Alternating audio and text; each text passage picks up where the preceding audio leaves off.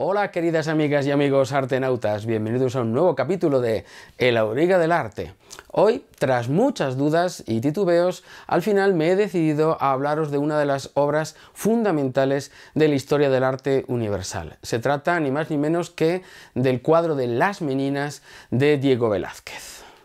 Os preguntaréis, Auriga, ¿a qué vienen estas dudas? ¿Por qué titubeabas, ¿no? Estaba claro que tarde o temprano tenías que hablar de Las Meninas. Bueno, pues sí, es cierto, pero mis dudas vienen del hecho de que este cuadro es tan importante, es tan profundo, es tan complejo a su vez, que me infundía cierto respeto. Y sinceramente también tengo que admitir que no creo que pueda aportar nada nuevo, ni decir nada que no se haya dicho ya, porque sobre este cuadro se han escrito ríos de tinta, como suele decirse. Sin embargo, como he recibido peticiones, y esto es cierto, pidiéndome que hablase por fin de Las Meninas, al fin y al cabo ya lo había mencionado en otro vídeo anterior, bastante reciente, si recordáis, que trataba sobre las 10 mejores obras, según mi opinión, sobre el Museo del Prado. Por cierto, que lo podéis ver aquí, si queréis.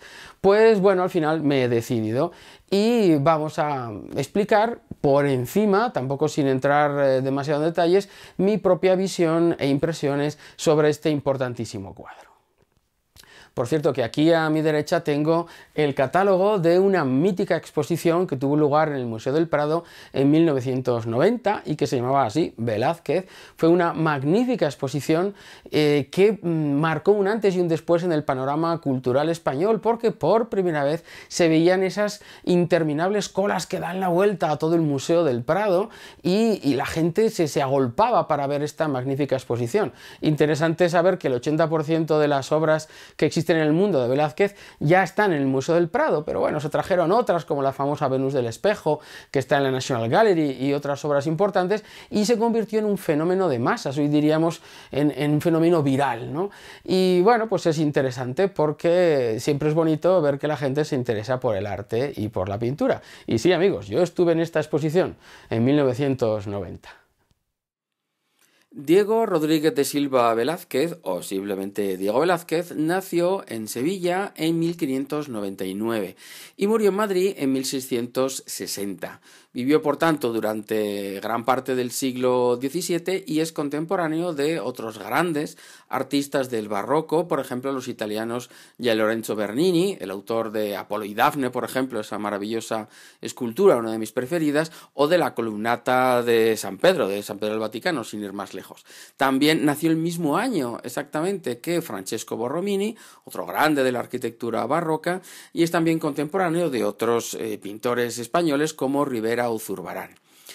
Fue amigo de Rubens, porque Rubens estuvo en España varias veces en misión diplomática, y él le aconsejó que viajase a Italia, y lo hizo 2 veces a lo largo de su vida.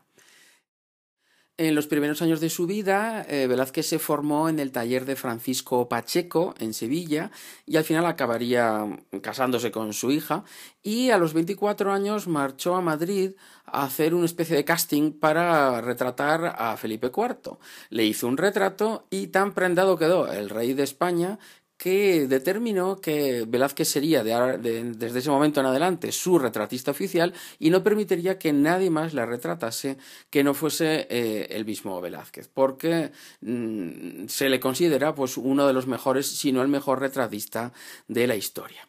Pero bien, vamos directamente ya al cuadro que nos ocupa, a Las Meninas, que es un óleo sobre lienzo que pintó Velázquez en 1656, al final casi de su vida, porque lo pintó 5 años después de su segundo viaje a Italia y 4 años antes de morir. Así que, bueno, se le considera una obra de plena madurez y, por supuesto, su obra maestra.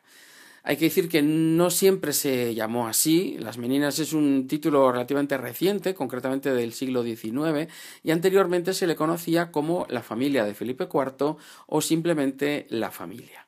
La palabra menina es de origen portugués y en este contexto significa pues sirvienta, dama de la corte, dama de honor, al servicio de la familia real.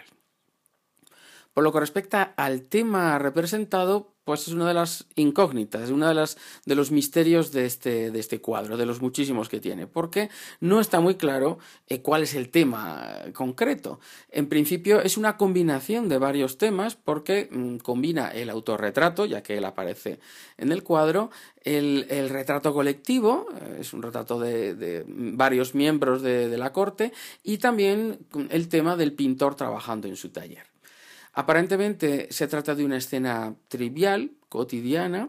Una de las versiones dice que lo que se representa es a Velázquez que está pintando a los reyes, que aparecen reflejados ahí al fondo en el espejo, y que de repente pues entra la infanta Margarita y le vienen a atender pues las meninas ofreciéndole agua y todo esto. Pero bueno, esto es solo una de las hipótesis. Y cuidado, ojo, ojo con Velázquez, ojo, porque él tiene un estilo que yo llamo, no sé si se llama así, pero yo lo denomino el realismo simbólico, que lo que quiero decir con esto es que en esa apariencia de realidad, de realismo de una escena normal cotidiana, siempre hay, con Velázquez siempre hay algo más, siempre hay algún significado o simbolismo oculto del que hablaremos más adelante. Vale, en cuanto a los personajes que aparecen representados en el cuadro, eso al menos lo tenemos bastante claro, bueno, menos una. Aparecen 11 figuras, 11 personajes, 12 si contamos con el perro en primer plano, distribuidos como en dos ejes, esto ya hablaré después de esto, pero hay como un eje frontal, un eje horizontal, digamos, y otro transversal o en profundidad, es decir, que hay figuras en primer plano y otras que se van alejando hacia el fondo. Tendríamos que imaginarnos como una cruz volcada con el palo más largo hacia el fondo, o una especie de T también volcada, algo así. Pero bien, ¿quién aparece en el cuadro? Pues bueno, leyendo de izquierda a derecha, que es un poco el sentido natural que el propio Velázquez parece que nos guía y tenemos que leerlo así, pues aparecen Velázquez mismo en su autorretrato, en la actitud de pintar un cuadro de gran formato. A continuación aparece, bueno, en el centro aparece la infanta Margarita, flanqueada por dos meninas, que son María Agustina Sarmiento, que es la que le está ofreciendo un búcaro de agua, es una jarrita pequeña de color rojizo, y al otro lado Isabel de Velasco. Luego, más a la derecha, tenemos a dos enanos que solían amenizar allí el tiempo de la corte, que son la enana Maribárbola y Nicolasito Pertusato, que le está dando una patada al mastín que tenemos ahí. Estaba tranquilo el pobre muchacho, el pobre perro en primer plano. Detrás, en segundo plano ya tenemos a doña Marcela de Ulloa, que es una guardadamas, y un personaje así en la penumbra que está sin identificar. Y al fondo, a través de una puerta y unas escaleras, aparece José Nieto Velázquez, quizá era pariente del propio Velázquez, no lo sabemos, que tenía el cargo de jefe de tapicería de la reina. Hay quien le llama también aposentador de la corte o del reino. Y tenemos que mencionar también, por supuesto, en ese espejo que hay al lado de la puerta, a los reyes de España, Felipe IV y Mariana de Austria. Por otra parte, sobre el espejo y la puerta hay dos lienzos, se les ve muy oscuros, pero se han podido identificar, y se trata de dos copias que hizo Juan Bautista Martínez del Mazo, que era discípulo de Velázquez, que representan dos escenas mitológicas, Minerva o Atenea y Aracne, que era de Rubens, y Apolo y Pan o Apolo y Marsias de Jacob Jordaens. Claramente en el centro de la composición está la infanta Margarita y destaca pues ese vestido y ella misma como muy bien iluminada sobre un fondo más bien oscuro, y contrasta con la figura de ese aposentador que se aleja en aquellas escaleras del fondo, que es un poco lo contrario, es una figura más oscura sobre un fondo claro y luminoso. En cuanto a la técnica utilizada por Velázquez para pintar este cuadro, hay que decir que utilizó unos pigmentos muy diluidos, un óleo muy diluido, y eso le permite crear capas de óleo muy finas y por tanto obtener calidades pues muy particulares. Y además emplea una pincelada muy suelta en esta última etapa de su vida, como muy libre, un estilo muy abocetado que hemos llamado como preimpresionista. Ya hemos mencionado en algunas otras ocasiones que Velázquez se le considera una especie de precursor del impresionismo, con ese uso tan libre, tan suelto de su pincelada que podemos observar, por ejemplo, ya que hablábamos de la infanta, en en esas flores o en ese adorno que lleva en su vestido o en el propio pelo y en otros adornos que tiene en el pelo, se ve esa pincelada tan suelta y tan libre. Bien, y otra cosa muy interesante es el uso de ese espejo con el reflejo que podemos ver. No es la primera vez que Velázquez utiliza ese tipo de recursos, de efectos ópticos, para añadir un poco de complejidad al cuadro y confundir un poco al espectador. Por ejemplo, me estoy acordando ahora del cuadro Cristo en casa de Marta y María, donde aparece, pues no sabemos bien qué es, una especie de ventana que da a otra estancia, o a lo mejor es un espejo, o quizá es otro cuadro, el tema del cuadro dentro del cuadro, pero en fin, que crea pues esa sensación como de enigma. Y en este caso, pues como ya hemos dicho, aparecen reflejados los reyes de España, Felipe IV y su esposa Mariana de Austria. Hay un claro precedente a este recurso que lo hizo antes, que es el famosísimo cuadro El matrimonio Arnolfini de Jan van Eyck, un cuadro que actualmente se conserva en la National Gallery de Londres, pero que en la época estaba en la corte y por tanto Velázquez seguro que lo vio, porque en el siglo XVII este cuadro pertenecía al rey de España, a Felipe IV. Y en este cuadro, si nos fijamos al fondo, aparece ese espejo convexo, que refleja prácticamente toda la escena, pero vista desde atrás, añadiendo pues profundidad y, como decíamos, complejidad. Pues estas cosas le gustaban mucho hacerlas a Velázquez. Y bueno, otra cosa curiosa también es que en esa distribución aparentemente casual de las figuras en el cuadro, en realidad hay muchísimo estudio geométrico y se sabe que Velázquez utilizó el número áureo, el número de oro o divina proporción, en la mayor parte de las medidas de la composición de este cuadro. Bien, hasta aquí cosas que sabemos de las meninas, pero ¿y qué pasa con lo que no sabemos? Es decir, una de las cosas más interesantes de este cuadro es que plantea una serie de incógnitas, de interrogantes que los espectadores pues nos podemos preguntar. Por ejemplo, esa figura del fondo, la que está a través de esa puerta y que se aleja por unas escaleras, ¿qué hace? ¿A dónde va? ¿Qué hay más allá? ¿Dónde conducen esas escaleras? ¿Por qué se está yendo? ¿O se va o en realidad viene? ¿O está dentro o fuera de la composición? ¿Abre o cierra esa puerta? Es una especie de aparición, como otras que había, pero en este caso no es religiosa, claro. Y claramente marca como Bueno, es que de hecho el punto de fuga de todo el cuadro, las líneas de fuga apuntan hacia la mano de ese personaje, con lo cual pues alguna importancia tiene que tener. Por otra parte, ¿qué está pintando Velázquez en ese gran cuadro? Otra cosa que no sabemos. Hay quien dice que, bueno, pues que pinta a los reyes, que son los que se ven reflejados en el espejo, pero, bueno, todo el mundo parece que está mirando hacia nosotros, o mucha gente, entonces parece que está ocurriendo algo más ahí. Entonces, bueno, que no lo sabemos bien. Respecto a esto, hay como dos teorías sobre qué es lo que está pasando, ¿no? en esta escena.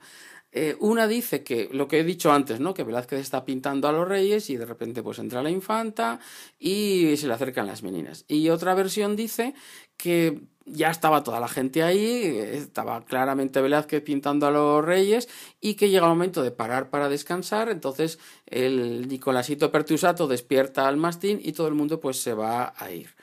Pero bueno, a lo mejor es que no está pintando a los reyes, puede que esté pintando este mismo cuadro, como alguien dice, o bien una escena completamente distinta. Y bueno, al margen de estas elucubraciones, hay una cosa que a mí realmente me fascina y es, creo, lo que más me gusta de todo el cuadro. Y es el hecho de que Velázquez, si nos fijamos bien, está pintando, es capaz de pintar la nada, pinta el aire, pinta algo invisible, está pintando el espacio. ¿No os parece? Si lo miramos bien con una cierta distancia, es que tiene una profundidad tal que se puede palpar ese espacio. ¿Cómo ha podido hacer una cosa así? Pues es algo, un verdadero misterio. Aunque en realidad, pues bueno, analizando el cuadro podemos encontrar una serie de sutiles trucos o de técnicas que en su conjunto, si las usa todas a la vez, pues contribuyen a crear esa sensación del espacio. Por ejemplo, se dice que él ha combinado dos tipos de perspectiva, la perspectiva aérea y la perspectiva geométrica. La perspectiva lineal o geométrica la dan esas líneas de fuga que vemos, por ejemplo, en la pared de la derecha, donde están las ventanas, y también con la presencia del techo, porque el techo no siempre se ve en una escena de estas características, y aquí sí, líneas que ya he dicho hacia dónde apuntaban y que ya dan esa primera sensación de profundidad. Pero también utiliza la perspectiva aérea, es decir, crear como una especie de sensación, un efecto atmosférico, ya que las figuras que están en primer plano tienen mayor definición y las que están en planos un poco de mayor profundidad se van abocetando cada vez más y pierden definición. Es una especie del sfumato que hacía Leonardo en sus cuadros, con lo cual sutilmente nos da esa sensación de profundidad. Luego, por supuesto, la presencia de ese enorme lienzo en primerísimo plano ya está definiendo y creando el espacio. Dice, a partir de aquí ya hay cosas que están más atrás y son más profundas. Por supuesto, la luz que entra por esa primera ventana a mano derecha, que ilumina mejor unas figuras, que son las que están en primer plano, y deja más oscuras las que están un poco más al fondo. Y, por supuesto, ese reflejo del espejo que todavía aumenta más la sensación de profundidad.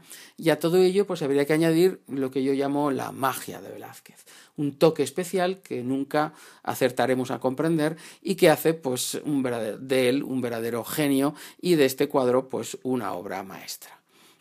Bueno, y ya para terminar, pues alguna curiosidad más, como el hecho de que algunos han querido ver en la disposición de las figuras y concretamente de las cabezas de las figuras principales una constelación. Hay quien habla de la constelación de Capricornio, parece que el rey Felipe IV o su esposa, no recuerdo bien, eran de este signo de Capricornio, y otros apuntan a que en realidad forma otra constelación que se llama Corona Borealis, corona, en fin, los reyes, y justo la estrella central de esa constelación al parecer se llama Margarita Corona o algo así, es decir, Margarita de Austria, con lo cual pues tendría cierto sentido.